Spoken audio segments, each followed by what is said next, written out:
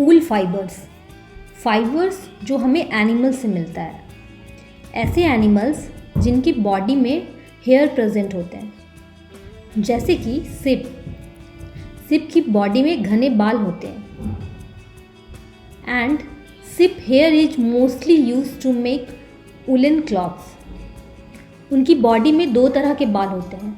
First the coarse beard hair, ऊपर के बाल जो थोड़े खुरदरे से होते हैं। दूसरा the fine and soft under hair that is close to skin, अंदर के बाल जो कि बहुत ही फाइन और सॉफ्ट होते हैं।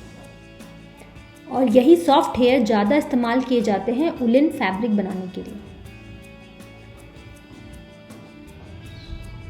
नेक्स्ट है रियरिंग ऑफ सिप, यानी सिप का पालन पोषण कैसे किया जाता है।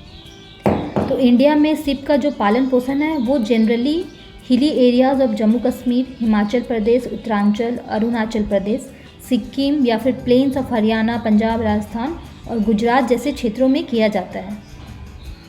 क्योंकि जो सिप होते हैं वो हर्बीवोरस एनिमल होते हैं, इसलिए जो उनका चरवाहा होता है वो उन्हें इस तरह के ओपन फील्ड में ले जाता है ताकि वहाँ पे वो घास या फिर सूखे पत्ते वगैरह खा सकें। उनके अलावा उन्हें पल्सेस, कॉर्न, ज्वार, ऑयल केक्स या फिर दूसरे मटेरियल्स भी प्रोवाइड किए जाते हैं ताकि उनका ग्रोथ अच्छे से हो। फाइनली जब सिप की बॉडी में थिक हेयर डेवलप हो जाते हैं तो उनके बालों को सेव करके निकाल लिया जाता है। सिप की बात करें तो सिप भी कई तरह के होते हैं, जैसे कि किसी के बाल ब्राउन होते हैं, किसी के ब्लैक होते हैं, किसी के वाइट हेयर होते हैं, किसी के बाल बहुत ही सॉफ्ट होते हैं तो किसी के थोड़े खुरदरे से। तो ऐसे में हमें जिस क्वालिटी का सिप चाहिए होता है उनके लिए हम करते हैं सेलेक्टिव ब्रीडिंग। ये एक तरह का प्रोसेस है जिसमें हम पेरेंट्स का चुनाव करते हैं for obtaining the special characters in their offsprings. यानी कि ऐसे 2 पेरेंट्स चुनते हैं, यानी 2 सिप जिनमें कोई स्पेशल कैरेक्टर होता है, ताकि उनका जो बच्चा हो उनमें भी वही स्पेशल कैरेक्टर मौजूद हो।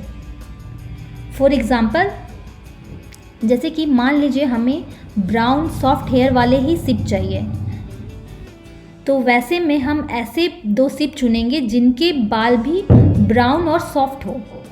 तो इस तरह ऐसे में ज़्यादा चांसेस होता है कि उनका जो ऑफस्प्रिंग होगा उनका बाल भी सॉफ्ट ब्राउन हेयर ही होगा। इसी तरह से अगर हमें वाइट हेयर वाले सिप चाहिए तो हमें ऐसे 2 पेरेंट्स चुनेंगे जिनके बाल भी वाइट हो,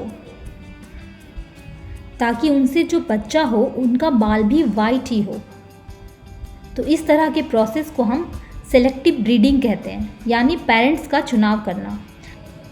तो ऐसे प्रोसेस केवल एनिमल्स के लिए नहीं, प्लांट्स के लिए भी अप्लाई किए जाते हैं।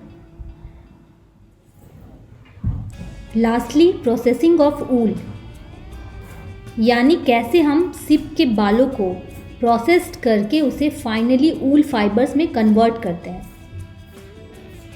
तो इसमें कई स्टेप्स इन्वॉल्व होते हैं। फर्स्ट स्टेप इज सियरिंग, जिसमें हम सिप के बॉडी से उसके हेयर को सेव करके निकाल लेते हैं।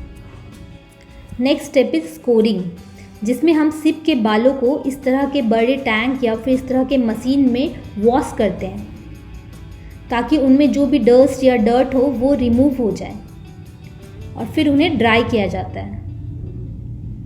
नेक्स्ट स्टेप है रिमूविंग बर्स। सिप हेयर को धोने के बाद उनमें अभी इस तरह के कुछ फ्लफी फाइबर्स होते हैं जिनको हम बर्स कहते हैं, उन्हें चुनकर निकाल लिया जाता है। नेक्स्ट स्टेप इज सॉर्टिंग, यानी छांटना।